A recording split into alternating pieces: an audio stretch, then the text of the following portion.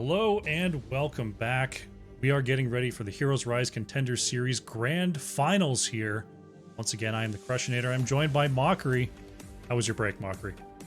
Hello, my break was full of suffering. After last series, we cast the upper final, and I was like, I'm gonna play some SL while we wait for the next one. And now with some extra tomatoes added to my match history, let's go. I want to see somebody else suffer for once instead of me. We'll have to see who it's gonna be. In our grand finals tonight, it is ManChickens coming from the winner's bracket and WildHeart Omega coming from the loser's bracket. I'll take you on over to the map selection. I'll explain what the winner's bracket advantage is going to be.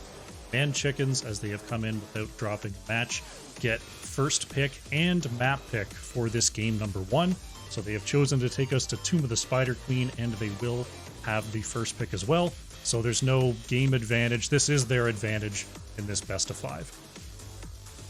And honestly, when Crush first told me that the advantage would be both getting the pick and the map, first pick and map, I was like, that sounds like a lot. But compared to just free winning a game, it's really a lot less. And that used to be the norm in big tournaments that we had in HGC and MSB. We were talking about that before we went live here. Those big best of 7s that would start, a game down. It's, and trying to explain to chat for 2 straight hours why, only 2 games have been played, yet it's 2-1 right now. That sort of thing. Oh, goodness gracious. But we are going to open up with a Varian ban here. Funds has been playing quite a bit of Varian to some strong success, so not too surprising coming out from ManChickens.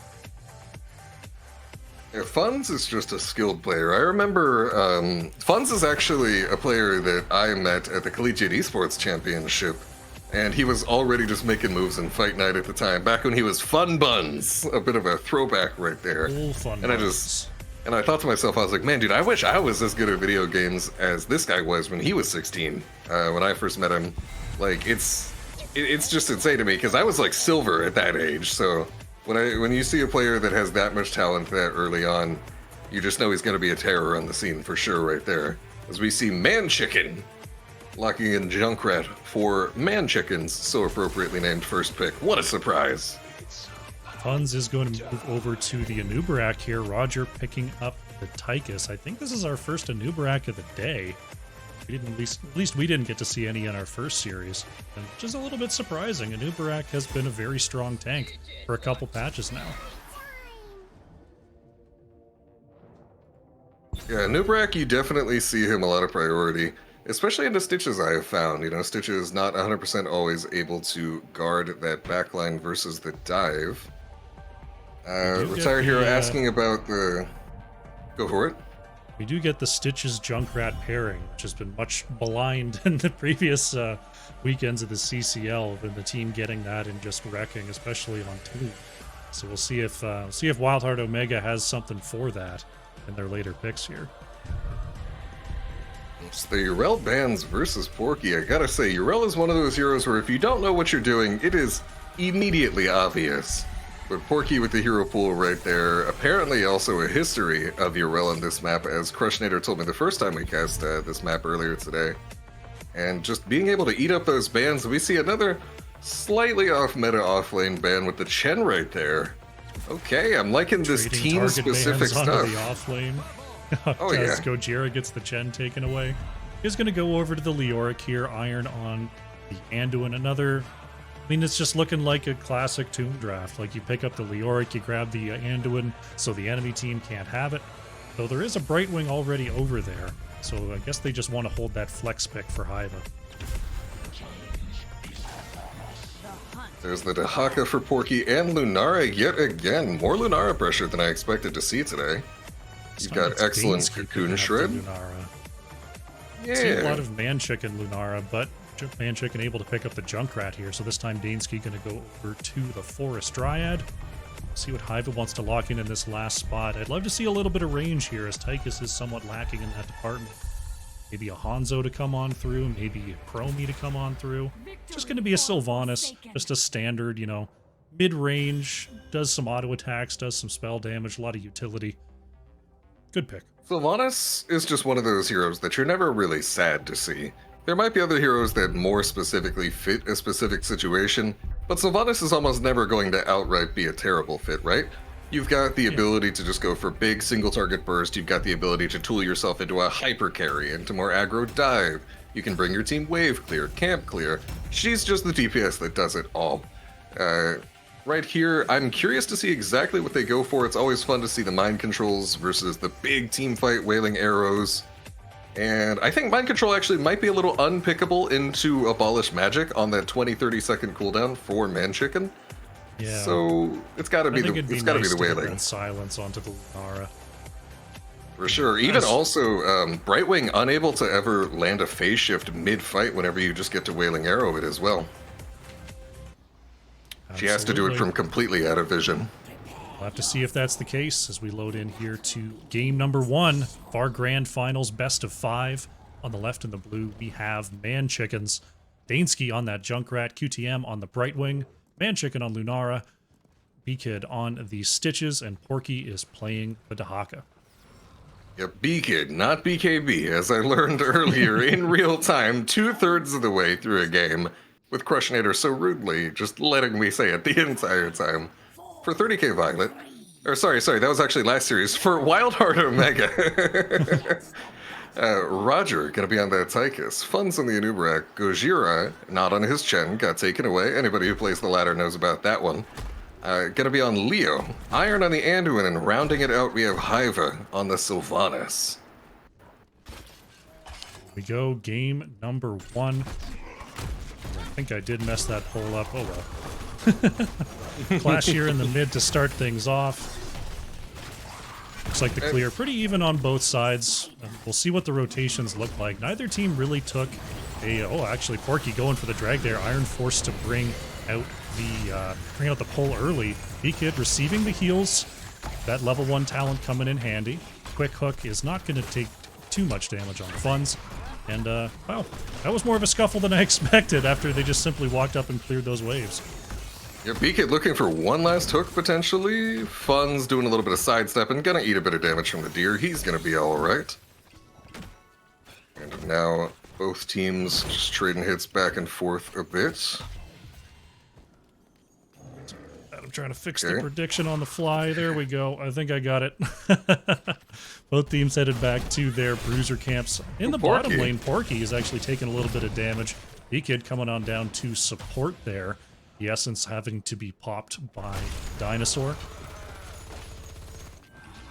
No Hogger in this game to quickly take that back camp, so... Yeah, you can't have one hero just solo it at the speed of 3 heroes, as is normally the case. That hero just kind of breaks the way in certain games, if you ask me, with all the different rules that normally apply to regular mortals. Hogger just gets to sidestep them in their entirety. Funds with a quick scout there on the mid lane as the bruiser camp is pushing in here. We saw ManChickens in our first series making good use of their bruiser camp to get some damage onto that front wall. This time their camp is out a little bit sooner, but goes right across the lane here to see if they can make something happen. B-Kid is engaged onto first though, but look at that Lunara damage just taking away everyone on the side of WildHeart Omega. Alright, that's an early bruiser advantage now for WildHeart Omega. We saw this before with the bruiser camp that gets taken first, actually just going straight into enemy structures and getting cleared, creating advantage for the enemy team as B-Kid taking a lot of damage, forcing out the phase shift from QTM, will back off. Porky now forced to pop his essence, getting that extra health bar. He's going to be okay though. Dahaka is a hardy character, certainly takes a lot of pressure to take out. Absolutely. Porky so far has survived a couple of scrapes, and Gojira actually cutting off that rotation once again. We'll see if B-Kid has the hook here. The Orc pulled back, Polymorph is in. This is looking like it's going to be it. First blood goes over to ManChickens as Gojira does fall. Right there, Gojira just so far up, unfortunately forced to use the entire Wraithwalk in an attempt to escape. But when you use the entire thing, then the end of your Wraithwalk is rather predictable and sets up for guaranteed Stitches hooks like what we saw from B-Kid right there. Certainly an excellent application of pressure, getting their team a bit of early advantage in this turn-in area and XP overall. Looks like Junkrat trying to turn it on the top side. Dansky does get that done. B-Kid warding once again. QTM has the phase shift for the save. ManChickens does have enough for their next turn, and WildHeart Omega is a little bit behind there. So we'll see if ManChickens can zone out enough to get their first turn into the game. Ara turning in on the top side. Only 13 more needed. Tahaka has 10, so not enough to turn in solo just yet, as Inubarak actually dragged through the wall there. Porky trying to reposition, but Funds with that movement speed able to scuttle away. Bajira backing off towards the bottom lane right here. Fun's losing a little bit of health at the moment. He's going to be perfectly fine. And I gotta say, I love just the rotational vision constantly created by the Sentinel Wisp that you have through Lunara, forcing Fun's to go ahead and hunt it down, and that's actually going to lead to his death here, I believe. The concussion mine... Ooh, good escape by Fun's right there. Expert use of the mobility, good self-peel, but wait a second, what's going on mid lane? Anduin is taken down there. Beacon with another pull. Hiva in trouble now. Has the Banshees, but it's not going to be enough. It's a quick double kill there. Could be a triple. Gojira caught and polymorphed. And there it is. What was looking like a possible pick onto one turns into the death of 3 other teammates there, right as this objective is pushing. Yeah, and that is just the best possible time to get those kills, when you can sabotage the enemy team's attempts to defend. Dansky attempting to run away will get the well-timed phase shift. Now Nubarak finding himself a bit out of position. Fun's definitely going to need to back off. Good hook onto Iron from B-Kid. Going to take him down to about half. No kills, but certainly enough to make Red want to back off and think twice about stepping up for this defense right here. A lot of push pressure coming in. The bruise then applied there by Junkrat and Lunara is forcing WildHeart Omega to move back. B-Kid not scared at all, just going to go ahead and stand between these structures and dare WildHeart Omega to go forward. The objective's still healthy enough to finish off the structure, but this could be a problem here for Stitches. A huge concussion mine is going to split the entirety of WildHeart Omega as Funds is pulled back in. Porky wants a drag right by the gate, not quite going to get it though. But this is going to be a structure down, mid-fort down as well, and level 10s have been achieved by ManChickens, having a fantastic start here on Tomb of the Spider Queen. Dansky's just going straight to the boss right there. And I gotta say, Porky Zing into that top push by the enemy top keep and just going straight for the kill, you love to see it. I think that if there's any player I've ever played with that I can count on to just go for a kill opportunity that they see as soon as they see it, it's Porky. And that's not a diss at all. That is a very good quality to have in players, especially if they're good at figuring out those opportunities when they can go in right there. So even though the tongue didn't specifically connect, you still love to see that proactive kind of aggression. Now a trade happening between these two teams. We've got WildHeart Omega getting out their web weavers as ManChickens secures the boss. Now B-Kid stepping up very aggro out of vision. Does lack his Junkrat, but wants to pressure Gojira a bit here. Going for a quick hook, but not quite getting it there, as Leoric is fairly resilient to that form of engage. Dansky actually just walking right up there, going for the clear. Fun's actually clearing straight over the wall there, looking for the extra stun as the Riptire coming on out. Nubarak should be enough, gets away from the hook. Tipping and diving.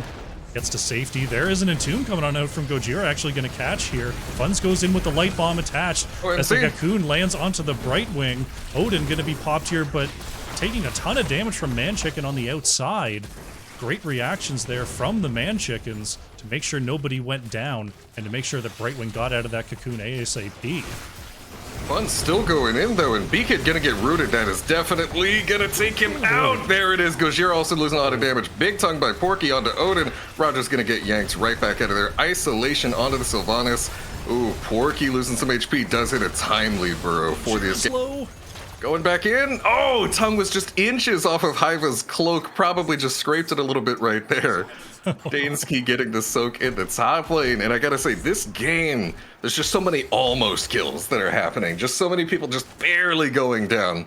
And that's kind of the case, you know, when on one side you have a Junkrat Lunara, not really the most effective heroes at finishing off people that are low, very effective at getting those heroes low. And then on the other side, of course, you have some great finishers, but you are into a Brightwing. So you really have to bring that fast, huge burst combo to get kills into that global ancestral across the map. Definitely something to think about. Porky trying to get 25 gems in, Fun's just barely getting the interrupt in right there, and B-Kid is lurking for the hook. B-Kid does have the Gorge up and available, and there it is. Anubarak is going to be shepherded behind the wall here. We'll see if Anubarak has the burrow to get out, and the root comes in first. Funds, not enough health to get through. Mind Control not going to be quick enough for the save, and that is another kill going over to ManChickens. They do have enough for their next turn in. See if they want to lock that in here. Crush, I gotta say, I specifically mentioned how Mind Control, I'm not sure if it's pickable this game because of the abolished magic from the Sylvanas, but it turns out we don't even need to think about that, as that's an endless spores locked in from Lunara. I can't help but think that's gotta be a bit of a comfort pick. Maybe the W slow helps to set up the Stitches hooks, and I can definitely see it from that angle, but I think the ability to get rid of abolished magic on your allies is just indispensable, as we see ManChicken getting entombed. Oh, let's go! You may not have an Anduin for the save, but you do have a Stitches. B-Kid coming up big there and denying the Light Bomb and Tomb combination right before these Web Weavers drop on down. Oh, Dansky, a little bit of trouble here, is going to set up the mine just in case. Porky with the dig again. Porky digs in, is actually going to get cocooned there as Dansky repositions with that big Ripper Air. And all of a sudden, WildHeart Omega are a little bit caught out of position. Iron is hooked and sent way into the back here. ManChicken and Dansky are going to go ahead and lock up that kill, no problem. As Anduin goes down, objective is onto the keep as Funds is being chased out on the outside. Polymorph lands as well as the Mind Control. Oh no, Hiva hooked in again is going to fall here. It's a double kill for ManChickens as they continue the pressure on forward.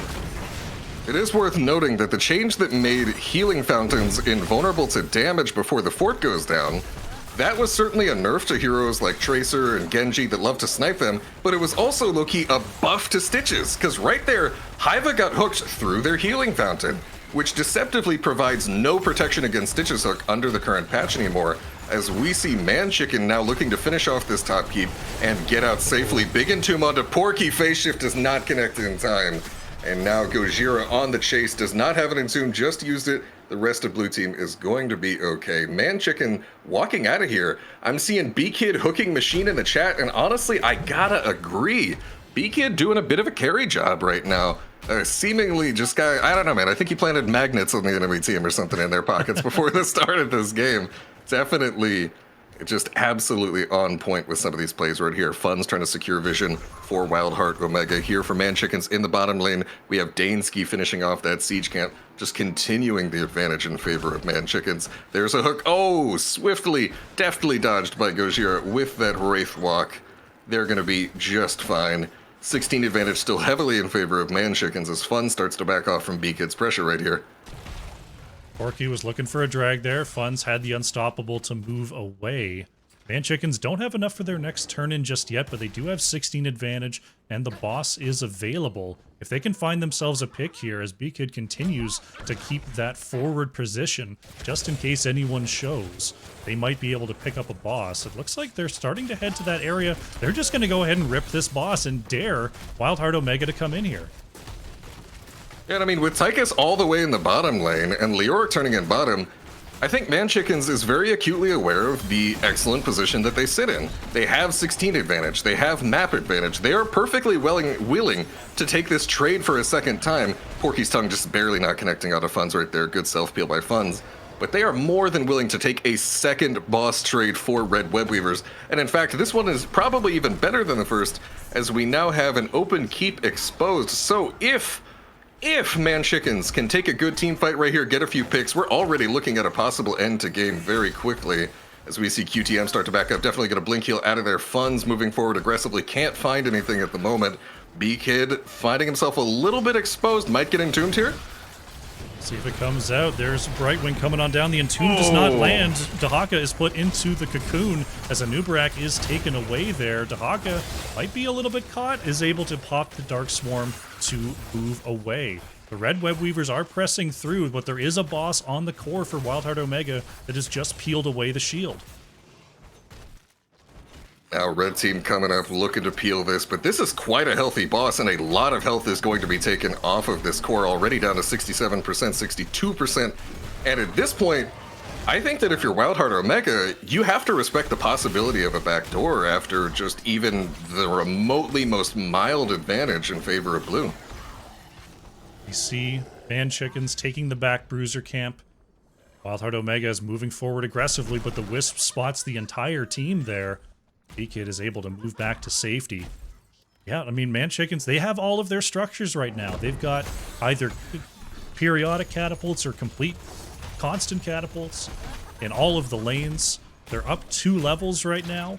They've got every advantage that they need. So as long as they keep their vision up and they keep sticking together, I think they have a very good chance of just slowly taking this game in their favor. Doesn't look like Hook would have connected with Funds, but he wants to take absolutely no chances. Burrow charging away for that unstoppable as Porky face checks this bush, and Red Team wants to capitalize on this. There's an immediate Burrow. Mind control actually goes during the Burrow, not going to land. That's an isolation moving forward. Tyke is going to pop Odin in the back. Red Team now stepping up aggressively. WildHeart Omega wants to give this a chase, wants to take a fight while they're still on equal talent tiers. Gojira, however, getting very low in the backline, forced to Wraithwalk a few feet backward. Oh, beautiful interrupt on the Riptire by Funds, but does it put him in danger? Gonna get Leap of Faith out right there, and there's a pause. Unfortunate pause timing as we have some lag called. Oh no. Going ManChickens' way. Here we go, the game is resumed. Porky looking for a drag, not quite gonna find it there as B-Kid moves up to try to find somebody. Big Slow comes on out as Porky is trying to turn in 17. Funds in the mid is actually gonna find Stitches here. Trying to move away as B-Kid tries to get the Gorge, but it's not enough for the save. Porky dragging Anubarak back as Brightwing is put in the cocoon. Oh, Anubarak is actually popped there by the Lunara poison. Leoric is a little bit low. Look at ManChicken chasing on in. Look at the ranged poison is crazy. Anduin and Leoric are both going to go down here. It's a 3-for-1 for ManChickens. They've got some pressure in the top lane, but it doesn't look like they're in a hurry to go and try to end right now. Yeah, at the moment they're just licking their wounds a little bit. And I gotta say, as soon as I saw that Stitches go down, I was like, oh no, I caster cursed it. Oh no. Still ended up going in favor of ManChickens. Now just taking out this bottom siege camp. They're just waiting for Stitches, and then they're really going to start to pressure this map here. As we see also, ManChickens not very far off of getting a turn in. Pretty close, couple more gems required, and they'll be able to get the turn in. Boss is up in about a minute and a half here, so we might see a turn in and then a boss attempt from ManChickens as their next set of plays. Of course, they could also just try to end off of these web weavers. Being able to take that forward position due to the lane pressure is exactly where you want to be when you're this Stitches comp. But now, hold on, this is an aggressive rotation? Ripper Air going the distance and getting that save. B-Kid is going to find a hook onto Funds there. Brightwing coming on through to be ready for the polymorph. Not going to be enough as Iron came through with the pull. Can Funds actually get over the wall? There's so much poison as Daneskeet catching up with those grenades, trying to get the Qs and the cannonballs to connect here. Funds is in the corner and Anubarak is going to go down. Entomb from Gojira onto B-Kid, but there's no damage in range. Light Bomb not going to connect there as the Web Weavers are starting to put some pressure onto the mid keep. It's going to fall. Top lane is pushed in with 2 catapults. I think this could be it here, Mockery. This is absolutely looking like it. This core already missing about half of its HP at the moment. Porky with a big tongue. Oh, forces out the Leap of Faith from Anduin. But at this point, if you're WildHeart Omega, you gotta make something happen right now because your core is just so fragile. The damage alone, Gojira doing whatever he can. He's in there, but it's just not enough. Roger backing off, heading back to Hollow Storms, and that is a solid game 1 right there. Executed just absolutely thoroughly well start to finish from ManChickens. Earlier, I remember you said they haven't even lost a match yet. Do you mean a whole series, or they haven't even lost a single game? Since yesterday, they have not lost a game.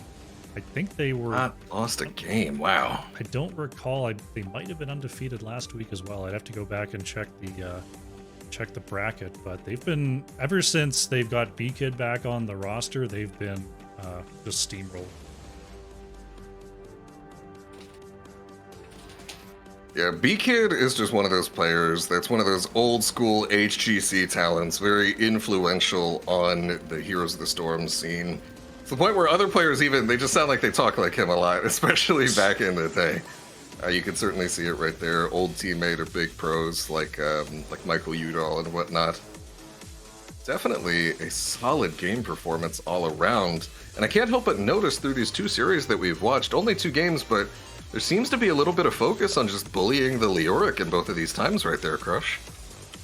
Yeah, I mean, Leoric, obviously, trait value is a thing, and, can move back with some, amount of safety with that Wraith Walk, but of course, leaving the body behind to take damage is just that much more Lunara poison that's stacking up, that much more Junkrat burst from the autos and the Qs stacking on top of each other.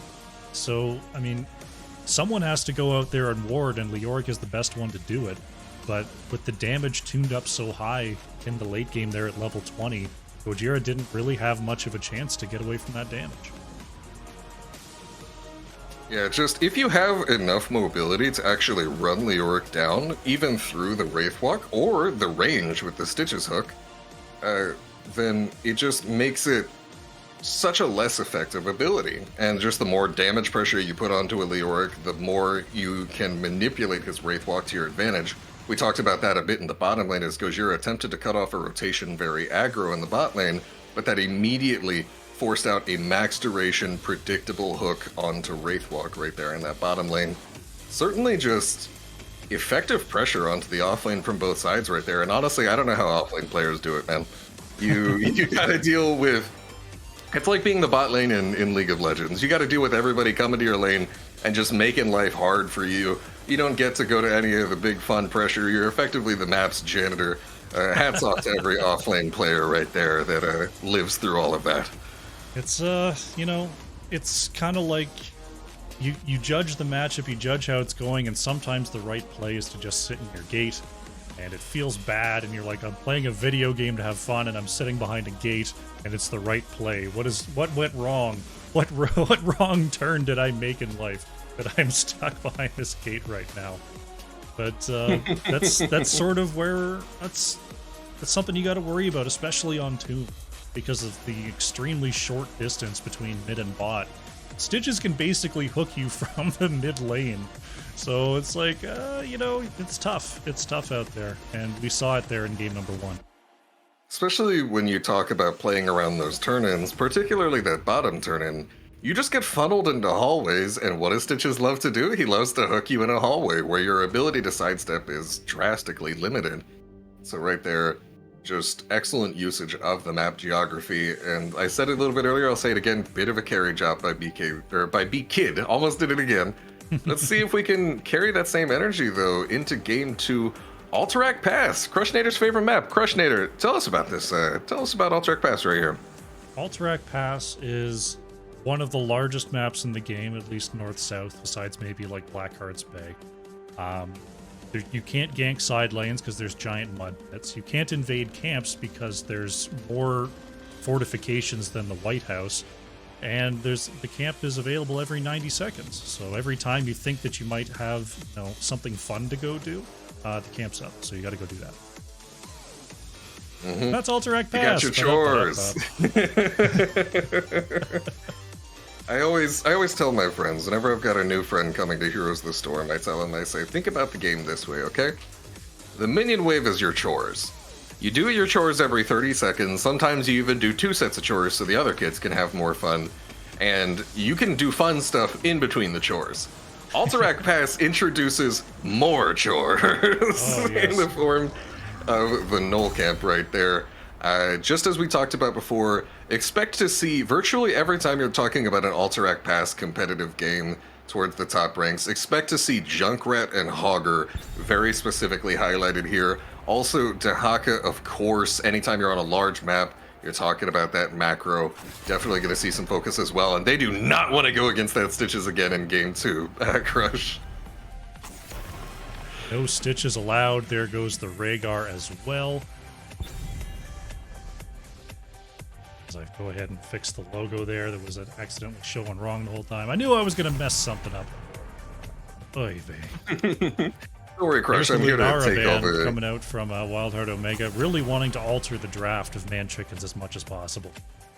Yeah, you're not going to get to run the same draft against us that just beat us. Okay, you got to show us a different strat. That's what WildHeart Omega is saying right there. But Crush, I've made plenty of different mistakes with my UI. That whole first game I Apparently, the right side team was 30k WildHeart Omega for that entire time. Oh, we're professionals. Yes, indeed. And here again, I remember which two heroes did I say, chat? I said Junkrat and Hogger. And who do we see first picked? Exactly. Let's just see what we want to pair ManChicken with right here. Anubarak is another one that we sometimes see on Alterac Pass, since you can kind of take the objective yourself. You spawn those beetles in, they aggro the minions, and you get to get the quick cap. Brightwing is going to be the choice for Quantum. Quantum's been playing Brightwing basically all day here, uncontested, so not too surprised to see that come out for ManChickens. That does leave Stukov available here for Iron. We'll have to see how that flips the script here. Stukov has often been banned by the first pick team so far today. You know, whenever I'm playing Stukov, or I have a Stukov on my team, I'm really thinking that I would love to pair them with some kind of tank that just enables Lurking Arm to very consistently set up kills and get those chain resets if you decide to build that way. And he just pairs so well with anybody that holds enemies in position, and there's the Varian ban right there. I know when I'm playing Tracer, I'm not scared of a Varian, but that specific forbidden combo of Varian Stukov makes me quiver in my boots. It's the same thing for ManChickens, not wanting to go up against it. There's the Dahaka priority. I think I'm batting 1,000 on my pre-draft predictions, Crushnator. How hard, how difficult. I mean, you see enough of these games, you see enough of these players, and it just sort of falls in front of you. I remember watching, old competitive games before I'd really just sunk my teeth into Heroes of the Storm, going, how are they constantly telling us what the heroes are going to be? And now that I've been doing this for a while, I'm like, oh yeah, you see a lot of games, and it turns out players have some preferences. As we see, speaking of player preferences, Porky picking up the Zeratul here. B-Kid going to pair that alongside the Diablo. I gotta say, I love this Zeratul by Porky here. Porky is a player that I have seen be successful on this hero many times. I was wanting to see it in our previous series. And then you also have to consider the draft a bit. Varian missing and Brightwing missing, 2 point-and-click CCs that make it harder for Zeratul to just rampage through that backline. Naturally, it seems like every time a Diablo is picked, it gets responded to by a Tychus in this scene. And of course, that is going to be the answer right there. And Dansky! Ooh. I once asked Porky, I was duoing with Porky about a week or two ago, and I asked him, I said, how good is Dansky's Porky? And he's like, bro, he was best, or how good is Dansky's Porky? How good is Dansky's Medivh? Porky and Medivh are the same thing. And I asked him that, and he said, dude, Dansky was like best Medivh server back in the day, was what he told me. So I am very excited to see Dansky give us something special right here. With just that singular pick, so much of the individual specific kill target pressure of WildHeart Omega just goes down the drain. What might have been a very successful throw taunt combo by Garrosh into the Stukov Lurking Arm, into all that Tychus single target damage, what might have been an overwhelmingly impossibly hard to defend single target kill combo into any other hero can get completely nullified by this one specific mage, the Guardian of Tirisful, protected, by the way, Medivh. They've got the comp. We'll see if they can execute here in game number 2. Left in the blue, we have ManChickens. Porky on the Zeratul, QTM, Quantum on the Brightwing, B-Kid is on the Diablo, Dansky on Medivh, and ManChicken back on the Junkrat. And bringing us up on the right side, hoping to even up the series after a strong game 1 from ManChickens. For WildHeart Omega, we've got Haiva bringing it to the Tychus. Roger on Hanzo. Funds on the Garrosh with that default horse, you'll love to see it. Iron, bit of Skinnergy coming in on that Stukov. And Gojira rounding us out with the Hogger, of course, right here. Expect to see him on that null camp frequently throughout this game. We're at 15 seconds, which means we're 45 seconds till the fun stops. We get to clear the one wave, and then we head on back to camp, head on over to the lanes. We'll see what the wave clear situation looks like at the start. Looking fairly even. WildHeart Omega getting the better of the wave clear there thanks to Hogger. Very nicely done. Haiva actually getting a pretty good chunk out of B-Kid there. Wow, Fun's on the edge is really flanking on through. Diablo getting the pin onto the wall. May have body blocked themselves for a moment. Protect Bubble comes on out. It is going to be enough there. As the early game pressure has been pretty consistent from teams so far today in terms of like, let's just see if we can pick up a kill in an early scrap. Dyson Sphere giving us the replay at the moment. We're going back into it. And at the moment, we see Junkrat heading on right here. ManChicken gonna get this Knoll camp. And I will say, Junkrat, in addition to all the other reasons he's so insane on this map, also is actually a fairly fast Knoll clear. He's not Hogger speed, but he is certainly up there. Both teams getting a bit of soak right now. Fun's just holding on to that bot lane. Not looking to be too aggro. Actually runs in on B-Kid. Will get flipped into tower range, but he's tanky enough. He should be able to walk out after donating maybe a few stacks to Daneski's Master's Touch right there, the Medivh quest. Gonna walk out. Oh, actually...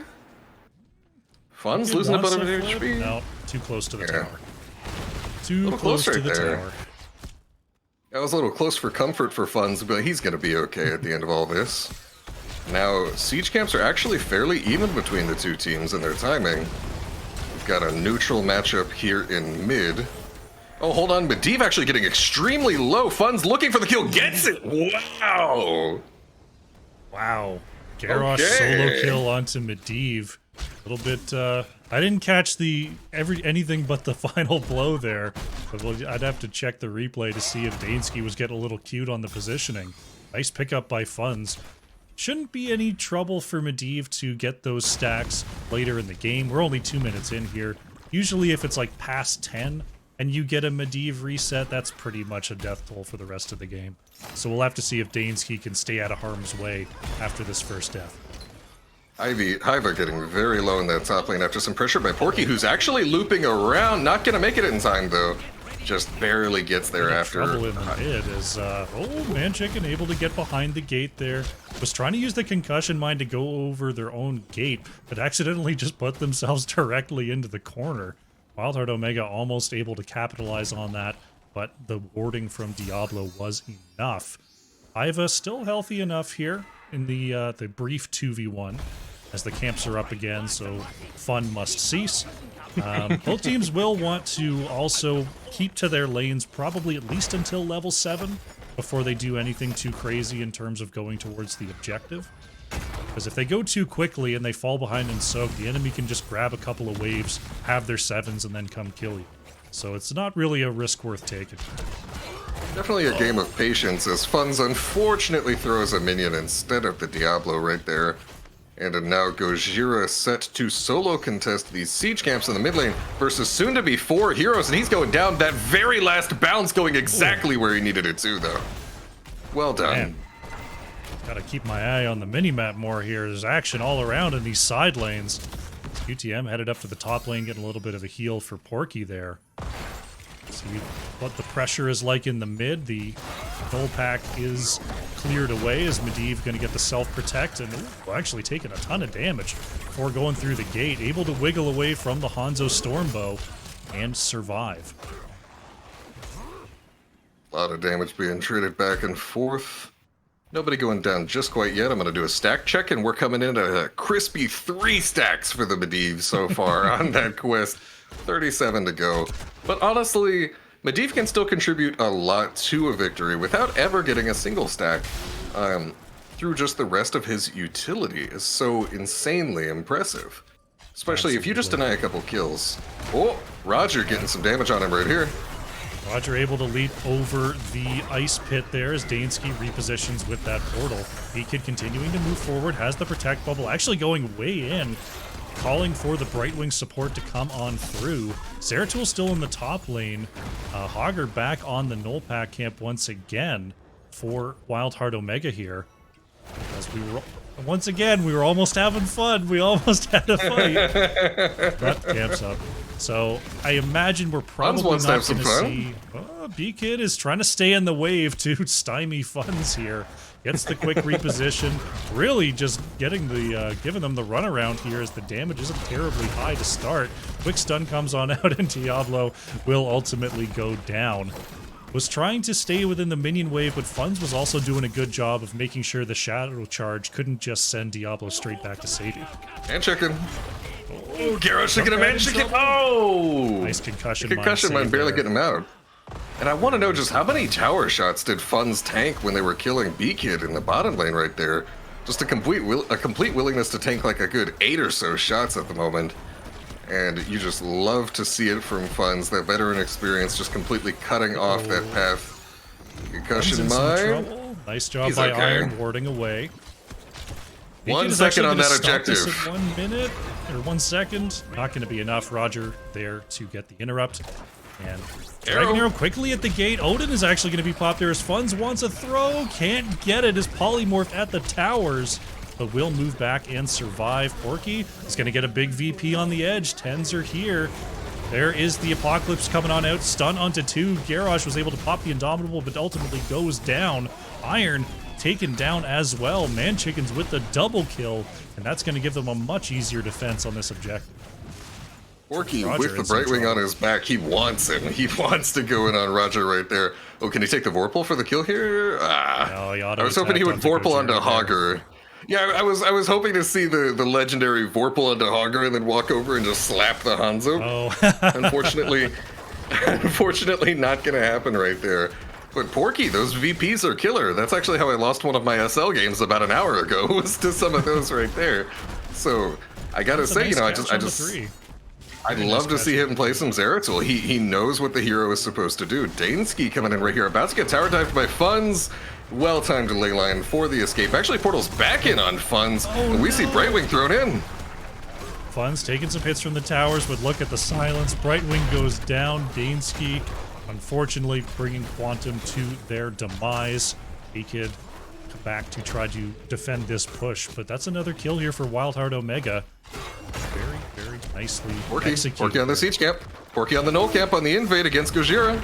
Oh, dodges the shockwave, not going to go back in. He's content with getting Hogger's ult, and he's going to walk away. Quarterback getting some damage. Don't let the door hit you on the way out. He's going to be just fine. Missing a bit of HP. And stepping up against Hogger right here. And both teams have their null camps ready to push mid. Quantum coming up to save Porky for a second there. Almost another person bringing Brightwing to their deaths. It's actually going to be a defensive VP. Arrow's going to connect, but not in range to follow up with the scatter.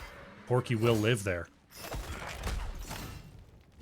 Gotta say, Porky, I thought he was now a ManChicken in some trouble. He's able to move away. B-Kid putting Funds into tower range once again, taking some shots down to 25, and Garrosh goes down. Big swipes coming out from Iron to try to peel for the rest of the team, but we have another pause here coming on out. VP isn't up yet. Just turns, goes completely down rather than towards the gate. And that real-time adjustment right there was just able to catch Funds completely off guard with the peel from the team and turn that situation absolutely on its head. So you love to see somebody just think about those moments and just adjusting the game plan on the fly. Really well done. Very well done indeed. We see that ManChickens have evened up the kill count here. Still no structures down from these two objectives, but all the lanes pretty well are softened up as our next objective is ready to be claimed. Both teams have their 13s. We're going to get one more round of the null pack camps, and then the teams will likely start moseying their way up to the top lane. B-Kid very aggressively setting up position a moment ago. Does get scouted out by Funds on that. Garrosh is going to walk away. Both teams completing the null camp trade. Porky actually going to go ahead and clear out the objective Guardians a little bit ahead of time. Just utilizing the downtime between clearing waves. And I gotta say, he's playing Q-build Zeratul. He's coming up on some power spikes real soon, Crush. If we don't see some plays from WildHeart Omega within about a level and a half, those VPs are going to become even more deadly, and that's really where Porky and that Zeratul post 16 with that Q build really start to shine. See if they can hold out until then. Right now, WildHeart Omega trying to position around this next objective. Porky able to get out of trouble as Dansky commits the portal. Porky going in there is actually going to get throw taunted mid-air. There's the ley line seal to get Zeratul on out. Follow-up is, actually the double unstoppable popped by Funds saves everyone from the stun. Can they get Funds out? Trying to move forward to get those W's. Garrosh is going to go down. It's a VP in the back. Iva is caught all alone. Tychus is down. Dragon Arrow short range. Is it going to be enough? No, there goes the Hanzo. Dansky a little bit low as Stukov is taken down. They want to try to find Gojira here. Nice angle from B-Kid, and that's going to be an ace for ManChickens. just how tilting is it to have to play against both Brightwing and Medivh simultaneously? Because anything that ever should be a kill, nah, you're gonna have to get about 4 kills on someone before you actually get one real kill. Right there, Porky just absolutely on the brink, gets bailed out by the Danesky ley line, just sets up a beautiful turnaround in favor of ManChickens. Absolutely well executed. B-Kid's starting to walk away here, tanking some fort shots. Shadow charges towards the wall, trying to get out, will get thrown. Concussion mine for the peel, portal. He's got so much trust in his team, he knows he's fine. It's trust, or it's, you know, save me or else. I'm not sure what the comms are like. But ManChickens have definitely been on point so far in allowing Diablo to get into the positions to make the plays that you can pull off with a Medivh. Danesky's been on point. Brightwing has been there to support. It's been a really well-executed comp thus far for ManChickens, and now they've got 2 forts down and an objective on the way. We'll have to see what they can do from this spot. Yeah, this is just such a tough position to be in as WildHeart. WildHeart. Trouble here. Throw taunt onto Porky, onto Medivh actually. The stacks are gone. And wow. That throw taunt mid-air is not as easy to pull off as it looks, and Funz has done it a couple times now onto Zeratul. Well, being able to complete the throw taunt combo, where you taunt them before they even land as you're throwing them overhead, it's just mandatory. Whenever you're trying to throw a character that can instantly escape as soon as they've been thrown, before even your Q can land on them for the stun, you have to be able to do that as Garrosh if you want to effectively peel off a Genji, Tracer, Zeratul, those kinds of heroes that are just so shifty. So very well mechanically executed by Funz right there. And I gotta say, wonderful, wonderful effort by WildHeart Omega, taking a very rough situation and just getting the most timely of picks to just completely solve it. At least for the moment, get themselves back in here on equal talent terms. Hopefully they'd love to fight, but they're on the absolute opposite side of the map as ManChickens, who are taking top boss at the moment. And it looks like we might just end up seeing a boss trade. Gotta think about that ley line seal, though. Dansky in the area is going to get scouted. Not a whole lot they can do about it here. And WildHeart no Omega, boss. they just don't want any of that. Are just going to back off and say, no way are we just going to let you take a boss that marches onto our keep. Yeah, just the threat of Medivh being able to leyline the boss. With 5 heroes, you should be able to overcome it, but they weren't sure about their race speed. There's a Void Prison onto 3 heroes, followed up by the Riptire. Oh, actually gonna damage 4 at the moment. Iron already dropping half. Gojira taking a lot of damage in the backline. There's an arrow onto Porky. Zeratul gonna get him very low. Roger! Super low in the back. ManChicken going down. Actually, Stukov gonna be the first person to die. Tychus gonna be the second. And now Fun's trying to get away, but at this point, he's just boxed in. That's gonna be a triple kill in favor of ManChickens, who also have a boss pushing top lane, and things are just going so right for them right now. Up to 11 kills here so far. They're going to try to push in the mid lane just a little bit here. Still 20 seconds before anyone else is back. We'll see if they want to go for that camp steal or if they just want to push forward and pick up this keep. The pings onto PK keep on coming out there. I'm not sure who it is pinging, but we'll have to see. As top keep was defended, mid keep may not be so lucky. Porky in the area is going to be looking for another pick if possible. We're seeing the portal play just aiding in faster rotations as ManChickens walks away from successfully taking out that keep grenade, almost stalling Porky out of taking the portal. Would have been a very cheeky rotational interrupt. And now with the Storm talents here, it ultimately doesn't affect anything, but it's just a little middle finger thrown from, you know, thrown from 100 feet away. Just a little pebble on the forehead. Yeah, it's the psychological damage that you gotta consider. You know, you're throwing this guy off his groove. As we see Storm talents here advantage for ManChickens, they use it to take this boss absolutely uncontested. There's another round of nulls. First going to be taken by WildHeart Omega. Secondly going to be taken by ManChicken on that Junkrat. And the lead is just so commanding at the moment for ManChickens that at this point, you're going to need to see another miracle pick like what we had on that Medivh at top keep for WildHeart Omega to really stay in this right here. Objective is being channeled here by ManChickens. Junkrat able to take the back camp here as the seconds tick away. Boss going to be moving down the bottom lane. Quick aside here on my channel for Brandon, the 800th follower here at twitch.tv/thecrushinator. Hope you're all having a great day today, having some fun with some Heroes of the Storm. Thank you all for the support and for being here. It's been awesome to be a part of HRCS and do this for you all. Yeah, I've had a lovely time with it as well. Thank you very much for inviting me out here, Crush. Yeah, this is fun. I'm glad we were able to get this night of casting in. Always a pleasure. We see right here, 3-level lead. One with the Guardian of Tirismal on 20 for the extra wave clear. Going to put even more pressure on WildHeart Omega to clean up these lanes. As now, Fun's actually going to catch B-Kid here. Overpower stun, but the Indomitable is going to deny the Shadow Charge, forcing out a Hellgate from B-Kid to move away. Roger is going to find the connection in the back. Gojira has the Shockwave, but the heals from Quantum are there. The Leyline is going to connect at the same time as the Apocalypse. Funz is trying to peel away as Gojira is working that back line. Porky gets a big VP on the other side as Gojira's trying to spin away. What a spin from Hogger, but it's right into the slaughterhouse as Hogger goes down. There goes Tychus as well. Fun's trying to get Iron out. It's not going to be enough. There's a triple kill. The Riders are on the way, and this almost certainly is going to be game number 2. I think that all of the computers of ManChickens could all simultaneously combust, and this would still be an amazing situation in favor of ManChickens right here as they come in 15 kills to 4 in game 2. Looking like they just absolutely know what they're doing. These players, they've got the synergy, they've got the trust, they've got the experience, and it all comes together just so beautifully in these performances. Looking pretty unstoppable right now, but WildHeart Omega, they're a team that's been playing together for a while. They've had a lot of success here in HRCS. See if they've got anything spicy for us as we get ready for game number 3. This one, though, this was a great Medivh draft. What can I say?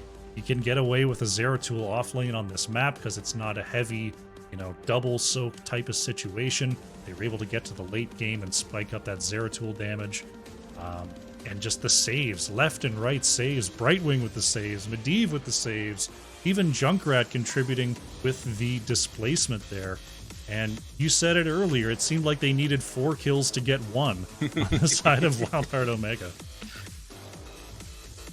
I know that I get tilted just having to play against one of those 2 heroes, Brightwing, Medivh, let alone both at the same time. Oh, I think that right here, in these kinds of situations where you have a team taking out the first 2 games, threatening the sweep, because I must remind you, this is a best of 5, and if game 3 goes in favor of ManChickens, they will have completed the entire sweep.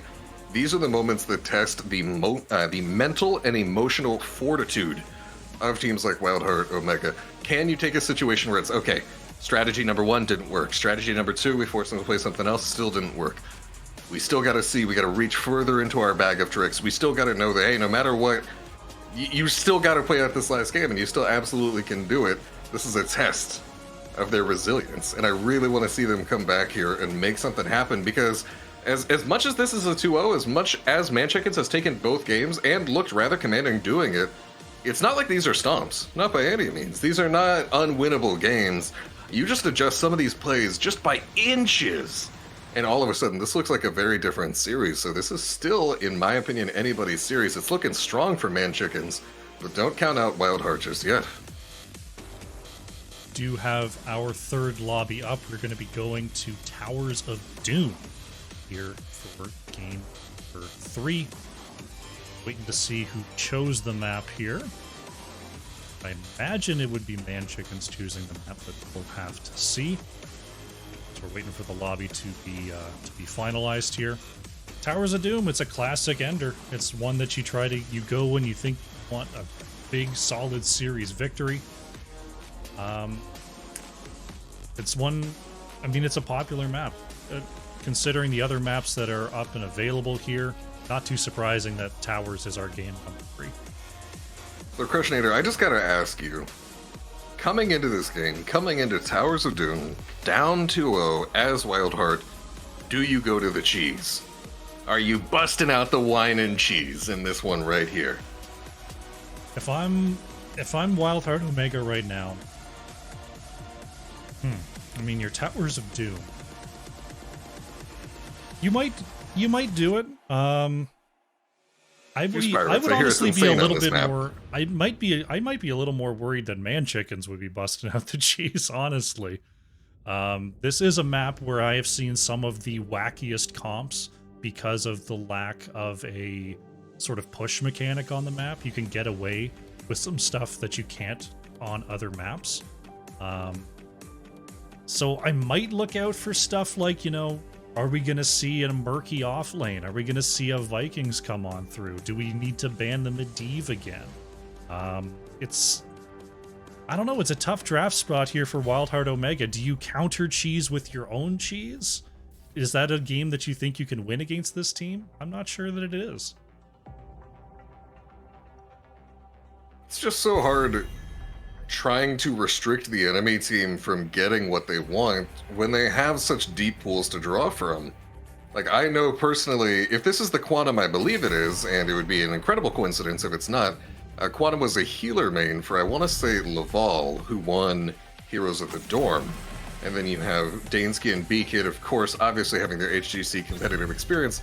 These are people that can run enough strats that I can't help but feel like banning out specific ones.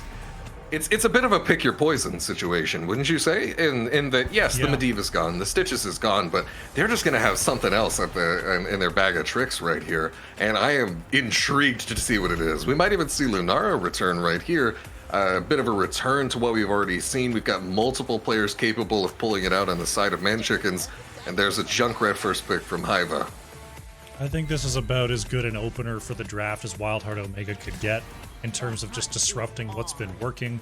There's that Lunara again for ManChicken. Very, very, very comfortable on the hero. So very... You gotta stop saying very. Very good. Quantum is just... There it is. It's just, if you're gonna let me keep playing Brightwing, I'm just gonna keep playing Brightwing. Very astute point right there, Crushinator. Oh. We see Lunara already getting taken back again. Such strong priority onto the hero. You absolutely love to see it. They know what they like on the side of ManChickens. It's the response rate here. We've seen a Tychus in near every game. We've seen a Diablo in near every game. Same thing with Hogger. A lot of returns to specific strategies. So I'd love to see if we reach deeper into our bag. And you know what I particularly love to see on this map, Crushinator? Tracer? You know, I get I get why you would go for that. And for the first time in my life, I want to talk about a different hero. I actually want to talk about the Vikings. Having to play against Vikings on Towers of Doom is a hellish experience that I would not wish on my worst enemy, as this is a map that at times with the various objectives can stress pressuring 3 different areas of the map at once, and nobody does that better than Olaf, Balog, and Eric. It's a bit of a long shot. It's a bit of a reach. I feel like Bahamut, is talking about wanting those Azmodan games and wanting those Cho'Gall games, but a boy can dream, and we see offlane has been picked for both teams. The TLV dream did not last very long, but I absolutely just needed to vocalize that and put it out into the world, and I challenge one of these teams to pull it out here soon. But Porky's going to be on Leo, and B-Kid's pulling out the Garrosh. Pretty standard off lanes here. Unfortunate, as we see, a pretty unlikely healer in Malfurion coming on through for WildHeart Omega. Not one that we get to see an awful lot these days. And Roger locking in the Falstad. Solid comp, I can say, from WildHeart Omega here. I think the Malfurion into the Lunara damage is doable. Getting the roots to try to slow down Garrosh, nice as well.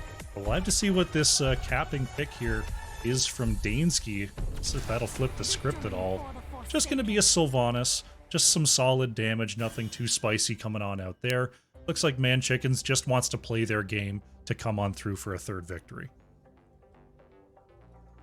Yeah, there is really nothing particularly super innovative. We're not going crazy with it. The cheese has not been busted out. It remains in the cellar. I don't know if that's where you put cheese. I'm not a cheese guy, but that's where the wine goes, and I know it pairs. Here, where both teams playing is fairly straight up. This is still going to be a solid one, though. I gotta say, Just looking at these two teams right here, though, I'm always a little skeptical of a naked Malfurion. That is a Malfurion that doesn't have any kind of anti-burst on his team other than what his own healing provides, which is very weak into burst damage. So I'm just thinking to myself, you know, if Garrosh throws somebody, what alternative does WildHeart Omega have other than either let that person die or just run in with them? I feel that that's gonna. You've got a gust. That's about all you got. So we'll have to see which one they choose as we start up game number 3 here. On the left in the blue, once again, we have ManChickens. ManChicken on the Lunara, Dansky playing Sylvanas, Quantum on the Brightwing, Porky on the Yorick, and B-Kid on the Garrosh. Taking it over from the right side on WildHeart Omega, not 30k. Fun's gonna be playing Diablo this time. Roger on the Falstad. Iron bringing it to us on the Malfurion. Iva surfing the waves on that Junkrat, and Gojira gonna round it out with Hogger. Here we go. Game number 3. Junkrat starting it out with the extra wound timers there. Could be seeing a grenade build that we sometimes get to see when traps aren't the focus. Everything else looking pretty regular. We do have it's the overwhelming affliction here for Sylvanas, possibly looking to get a little bit of extra damage onto those frontliners. Now, Crushinator, you did read the talent correctly in that it is, in fact, extra wound timers, as we see some big pressure onto B-Kid, already forcing out a phase shift. Ooh, just barely ticks in time. Goodness. This has just been Quantum all day, just coming on through with the saves. Doesn't always get out themselves as Brightwing goes down. Dansky gonna get a little juke there in the corner as Funds was looking for more. But target saved, and that's what you're there for as the healer, right? Yeah, absolutely. Right there, a soul for a soul. Perfectly balanced. But as I was saying a moment ago, you did in fact say extra wound timers right there, timers that have been wound up extra. But I choose to believe in my heart of hearts that it is extra wound timers in a very sort of gnomish goblin engineering named just super straight up. It's timers that wound even more. That's how I always read it in my head. As we see how much time is on that? Ah, damn it. Oh, jeez. The clock that hurts to look at, you know, just the worst invention ever. It's a strobe clock. Why did I buy this? The Sappers are going to meet down here in the bottom lane as Falstad is actually going up to the top side. We have the Globals joining in the 2v2. Gojira knocking them off the point, but Porky and Quantum able to step back on, and there goes Hogger. The Global versus Global comes out ahead for ManChickens. And Chickens just showing absolutely a good awareness of what was about to happen right there. Fun's actually taking a bit of damage, finds himself deep in enemy territory. Those overwhelming afflictions, also the percent damage certainly doesn't feel great. He's gonna be alright. I thought he might go down. Honestly, Brightwing returning to us from the boss pit down here. Diablo gonna back off, gonna reset. Iron, same thing, needs a little bit of mana before this first objective that will happen in 3 minutes, but that does free up ManChickens to look for this gank onto Roger. Well, Roger sees it, able to barely get over the wall there. If you get that angle wrong, you come up short. So Roger able to get the barrel roll just there. B-Kid looking for something here. Gonna get the throw there onto Funds. The reposition does come on through this time as the Indomitable was on cooldown. Our altars are activating with globals on both sides. It may not be a simple trade up on the top side. We'll have to keep an eye on that as the altars are now getting ready to activate. Looks like it will be a simple trade though. Both of the offlaners just on the team's respective altars. The teams are actually going to play towards the bot side as we see Falstad going all the way to top lane. He's going to be out of flight range of bottom objective at the moment. Fun's diving in forward. Gonna back off for a second. Falstad now starting to make his way towards the bottom lane. That's a great concussion mine out of B-Kid by Iva. Backing off, huge flip onto Quantum. Wow! Gojira going down. It's only a 1-for-1 at the moment. B-Kid trying to make it out. Fun's trying to make it out. Taking that percent damage. Pop the soul shield. At the moment, it's still a 1-for-1. Both teams have everybody here. Garrosh! Oh, B-Kid in trouble. Avoids the one grenade. Is trying to turn it around. And is able to walk away. Fun's looking for some damage onto ManChicken. Unbelievable. I can't believe B-Kid got out of there. Still sitting under 200 health as this bottom altar is yet to be channeled. Bottom Alter's just going to be here all the livelong day, evidently, as Funds goes in for the combo onto Leoric. Does get it a bit interrupted by the Wraith Walk, and now Funds, just finding himself without any HP, will go down. Porky walking out of there, grabbing the globe in the process. And this is going to go in the favor of ManChickens after much ado. I think they've finally done it. Hiva trying to throw a grenade in there. B-Kid just standing in the way. And after a minute and a half, first objective is capped. Very nicely done. Well played. Handshakes all around for that scrap from both teams. Teams taking their sappers. However, Garrosh stepping forward, scouting very aggressively, does get caught by the Junkrat trap. I don't think ManChickens is going to be able to come here in time to give this a true contest, and this will indeed be another trade. About a full level lead for ManChickens here. B-Kid looking at that mid lane pressure, just controlling the rotations at the moment. As red side, they want to focus on these sappers and on this bot lane. B-Kid finds the stun there onto Funds. Diablo is thrown. Polymorph not able to come out before the shadow charge. So Funds gets back to safety once again here. That's been, I mean, the tank matchup between Garrosh and Diablo is always so interesting. Like, you see the throws have been good. Sometimes Funds is able to get the shadow charge out. The Indomitable was used one time to deny the repositioning. We saw the Polymorph try to be used to stop the repositioning of Diablo. So, I mean, Funds is ready for it, knows that the flips are going to happen, and is definitely holding those cooldowns just in case. B-Kid gonna back on out after a relatively successful push, taking out most of the gate of WildHeart Omega's bottom front gate. Both teams moving forward here, but 10 is just very imminent for ManChickens. Almost got it any second now. Leoric staying to fully clear that top wave, at least to the extent to get level 10. And now at this point, Omega cannot contest this. B-Kid moving up the decimates. Roger on the outside does not have the gust available just yet. Fun's trying to walk it back to safety. B-Kid continuing to chase forward. Dansky warping in there for the last bit of damage as Diablo goes down. Team gonna take a nap there, but B-Kid has the save onto Dansky. That's gonna be 4 shots going in for ManChickens. The out of the fray just expertly used right there, getting their teammate to safety. Good move by B-Kid. ManChicken stepping up very aggressively, looking for the damage at the moment. Level 10 just about to be secured. Souls wiped out for Diablo. Both teams moving forward. The decimate once again for Garrosh here, so no taunts, just going for the slows and later going for the damage reduction is usually what you end up going when you see that 20 from Garrosh. Falstad could be in a bit of trouble here as the He doesn't have barrel roll, he's fine. Oh, the interrupt! Polymorph, and that's going to be it for Falstad. Meanwhile, in the top lane, Hogger, Gojira manages to finish that up before Porky gets there. Gotta say, you love the patience by the Leoric, waiting until after Falstad's barrel roll has been used to set up the Entomb right there, and then just a wonderful play coming up from B-Kid, going up exactly knowing that he needs to interrupt the Falstad flight. That's the only hope Falstad had of surviving. Very well done. Fun's now stepping up forward. ManChicken finishing off the sappers in favor of ManChickens, and now this has the potential to be an invade threat. B-Kid stepping up forward aggro. Fun's warding the bush. Does a good scout there, finds Diablo in the way. So WildHeart Omega able to grab their camp before a double bottom lane altar phase comes on through. Leoric and Hogger continuing to scrap up here in the top lane as Fun's moving forward, looking for anyone to pin. See if either team can manage to find a pick before these altars are coming up. We are at 5 seconds till spawn here.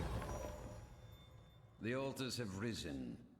13 advantage again just around the horizon, and ManChicken's just consistently able to take fights that suit them and have the advantage. We actually see Falstad potentially jumping Porky. Oh, they might have the kill onto Porky. That's big damage. Porky forced to turn around, and Roger's actually going to fly on down here. Cheeky plays coming out from WildHeart Omega to create an advantage. We'll see what they can do with the situation. Leoric is on the way, but is missing some health here. Going to have to be healed up by Quantum, and WildHeart Omega not able to make something happen in that window that they created.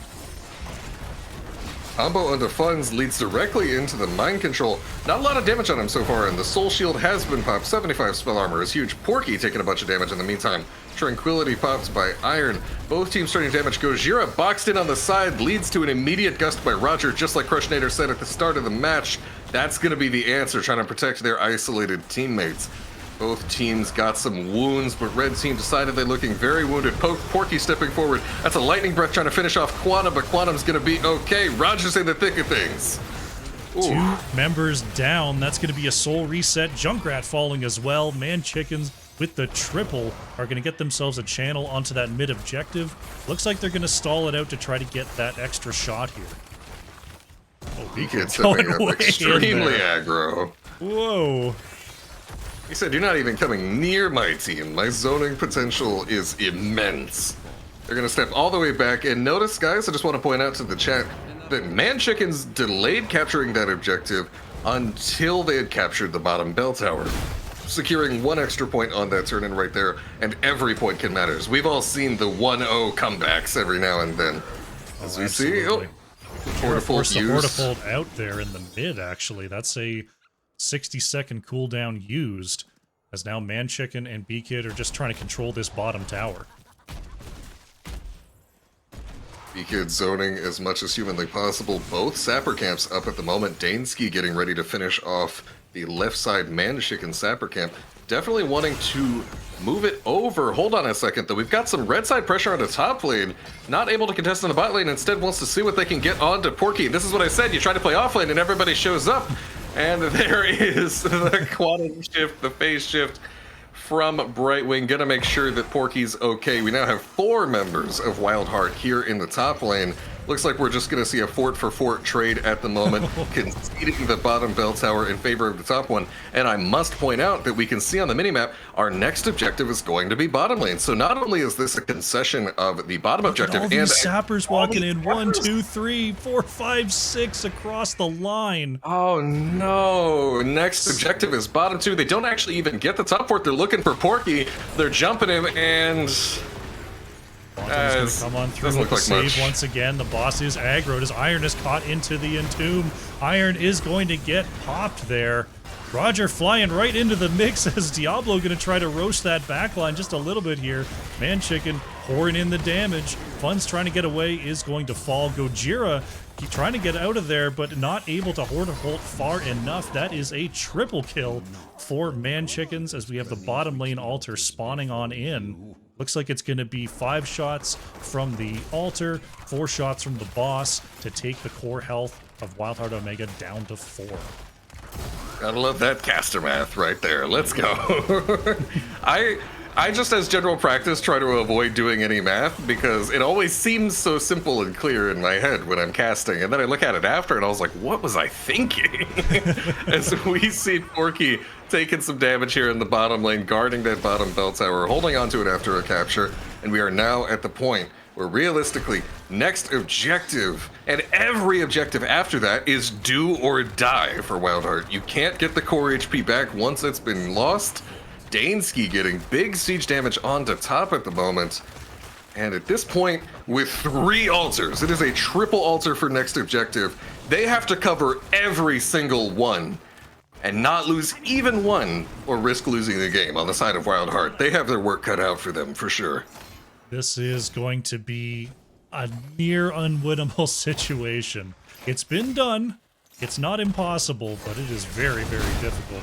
They do have the level 16 talents as Funds is flipped in and polymorphed. Iron, oh no, it's 2 caught in the Entomb. There's the big gust coming out from Roger. Is it going to be enough for the save? Dansky on the flank, wants to find this kill onto Funds. Diablo is going to go down. Mind Control lands onto Hogger. Polymorph to follow up. There's the flip. Gojira just wants to be able to play his character, but is going to fall here in the mid. Altars are activating in 25 seconds. What started as a near impossible task now seems like no chance at all. It's like rolling a boulder up a hill and trying to get it to the top, but it just rolls down every morning. That's exactly what this feels like right here. I just came up with that. That's my original creation. As we see Roger contesting Porky and a Brightwing just for good measure getting that back one. And the work Iron needs to get that interrupt, but realistically no way of getting it. That's going to be game. A 3-0 clean sweep.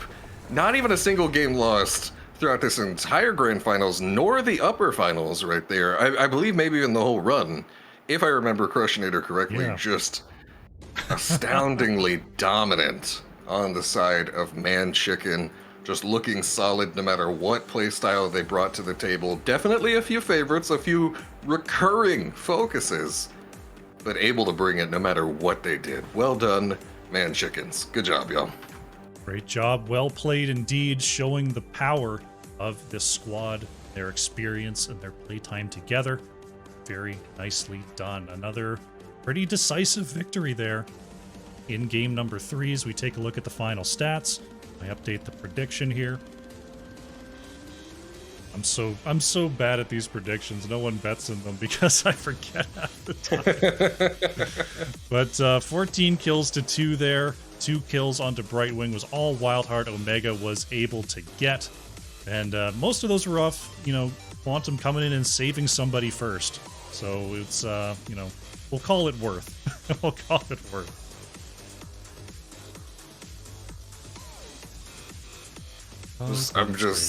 It's just such a strong performance. What more can you say at that point? Porky DMing me, requesting an interview. You want to bring him in? Sure. Where could we go? We all have our baby on board Discord. We could just go there. Yeah, sure. Send him over there. Alrighty.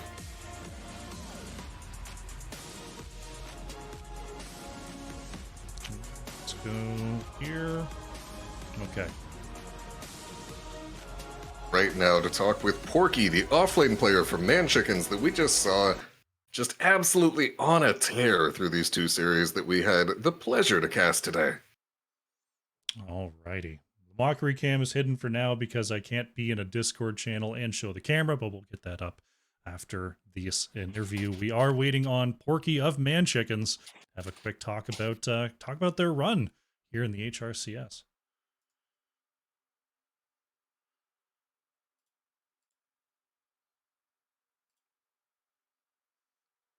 Alrighty, Porky's taking his sweet time. Just really choosing to take a moment to relish in the victory right there. And I must say, it's so interesting watching Garrosh, especially with the addition of Into the Fray baseline, just able to take a focus in playstyle, very focused on more so dueling than strictly being limited to utilizing your big cooldowns. It felt like the old style of Garrosh. You either had to go all in on just being a tank with a bunch of big cooldowns that you pop, or being a complete Fiesta machine, just able to take duels with the Decimate and just trade hits back and forth all day. But as soon as Into the Fray got moved baseline and we got the addition of Seasoned Soldier at 16, all of a sudden, it looks much more like you're able to kind of do both at the same time. And it's a beautiful evolution of Garrosh's playstyle. I've been invited into a party. I'm not sure if Porky wants to conduct this. He queued up with me?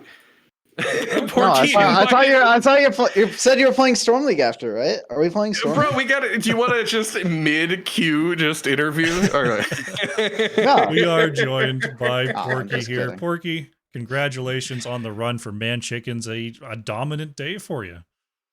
Yeah, I don't think we dropped a game today, so feeling pretty good. What do you think about B-Kid's Garrosh in this brawling style? It was very, very effective today. We don't get to see I didn't see much of it, but the stuff I did see was pretty pog. Yeah, because he's the off lanes. He's got to focus on his own little island for most of the game. Exactly. Right there. The only thing I didn't like from B-Kid, dude, everybody was pinging the crap out of B-Kid when he got stunned by Hogger on the mid lane. I got the 3-man VP in mid lane. And then I'm like, B-Kid, give me APOC. APOC now. And he's like, dude, I'm stunned. And I'm like, it was insane. I'll be honest, I think winning 2 series in the final playoffs of a heavily contested Grandmaster and HGC laden series, just to have the first thing you say in an interview be flaming your teammate, is the most Porky thing I've ever heard, and I love it. I'm here for it. Porky, I must know. I tease. You did absolutely great out there. But I must ask you, if you had any moment where you thought this wasn't going to be undefeated, I want to know, when were you most shaken? Because honestly, we saw some good plays right there from WildHeart Omega. Was there any moment where you're like, oh, they're going to take a game off us? Probably, I think there was a point in Tomb. It was like around level 7. I think they killed Beacon and Quantum in the mid lane on Tomb of the Spider Queen. I think that was like the only point where I was like, maybe that the game wasn't like 100% winnable. Where you were willing to entertain the possibility. Yeah, I was willing to entertain the possibility a little bit. I mean, the first game definitely the closest one of the 3 today. But I mean, from there, just looking fantastic all the way through. Alterac Pass, not usually a map that you can get ahead on that much, but able to find fights in a lot of different places, especially with those flanking void prisons. Very, very strong there. Is there, I mean, from a draft perspective, were you ready to play Zeratul that entire time, or was there something about the enemy team comp where you're like, no, this is I said before we went into the game, like, guys, I'm gonna pick Zeratul or Maiev probably.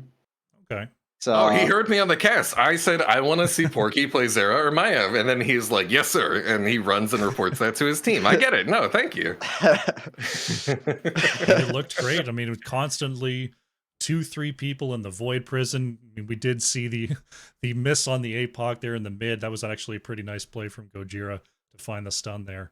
But wow, I mean, just managing to get ahead in that game so decisively was really impressive. Was there a moment in Alterac Pass where you get into a flow state? Like what goes on there when you just feel like you've got total control of the map? He was not in a flow state. He was like 5 HP in half of those fights. There had to be some worry there. Please, Porky, please. I mean, like, basically what you do on Alterac, right? Like, I was soaking top for most of the game. Dane was in the bottom lane. Slips does the camp on CD, and that's kind of how it goes for like the first like 7 minutes of the game until we get level 10, right? So we were just kind of vibing doing that, and then post 10, I think I hit the VP as soon as we got 10, right? And we got 2 kills with APOC. Yeah, and we got the objective. It certainly looked a lot better than when we try to run it on Baby on Board. For sure. Just a little better, right? Well executed VPs. Definitely just caught that team off guard. Punished with the clumps.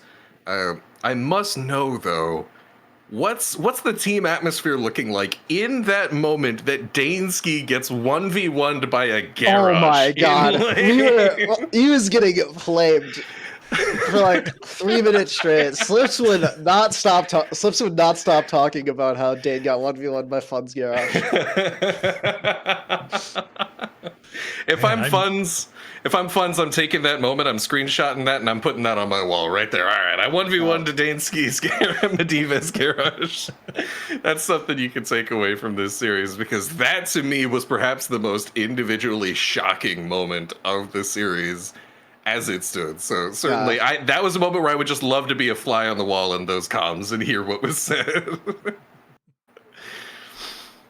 Oh, well, what a series indeed. 3-0 to the ManChickens, just looking like the best team all day long, and you come on through with the victory. Congratulations, Porky. Congratulations to the ManChickens. We don't know much about what the future holds here for HRCS, but I hope we see you back again for future games like these. Do you feel like the team would be ready to come on back for future tournaments?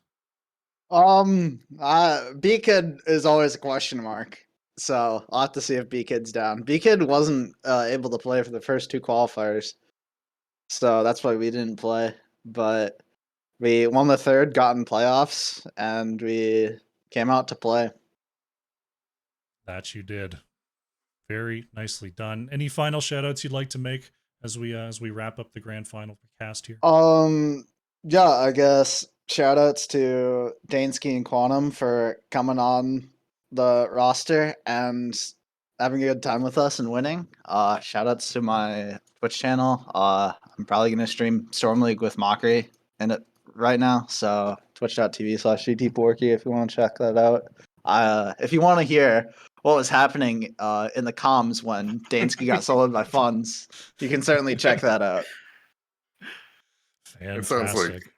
Sounds like the most thrilling entertainment possible. I love it. All right. Well, thank you for being with us here today, Porky. Lovely play. Excellent stuff right all around. Thank you for doing this interview. Yeah.